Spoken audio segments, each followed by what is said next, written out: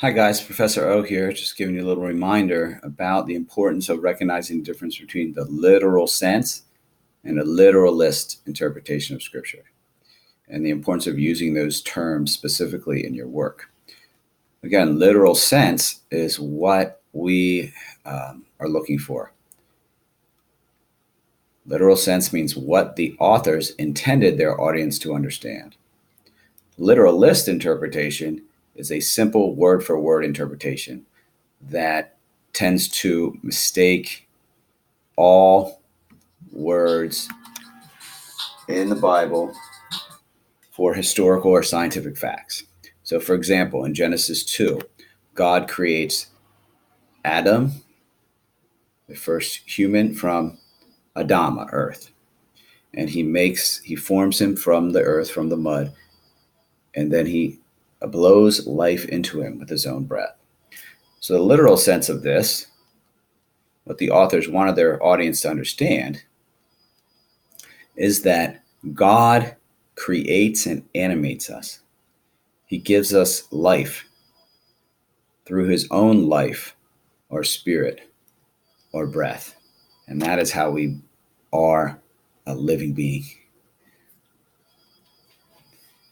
Literalist interpretation of the same passage would somehow say that God, with some God hands, um, historically and scientifically, actually made a little clay man, or mud man would be more accurate, and then actually put his God mouth on the clay man's mouth and then actually blew God breath into it.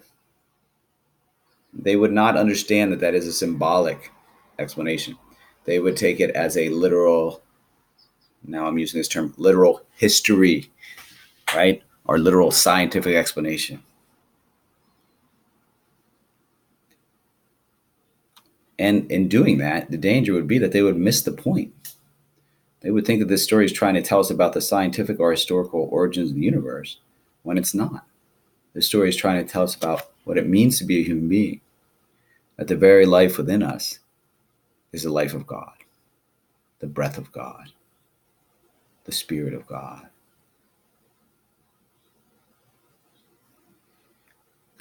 Now, the literal sense is not always symbolic.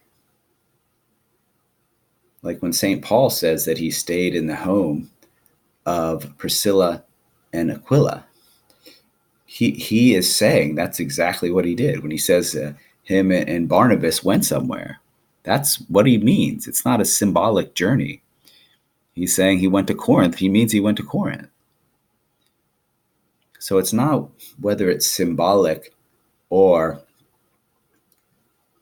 factual that makes it part of the literal sense or part of the literalist interpretation. It's what the author meant. So if they meant it in a symbolic way, then we take it in a symbolic way. If they meant it in a factual way, then we take it in a factual way. And we can figure this out by reading the scripture and understanding its context.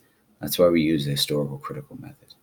You don't need the historical critical method to do a literalist interpretation, because you just take the words and you say they mean what you think they should mean, based on your understanding of the words in your world today.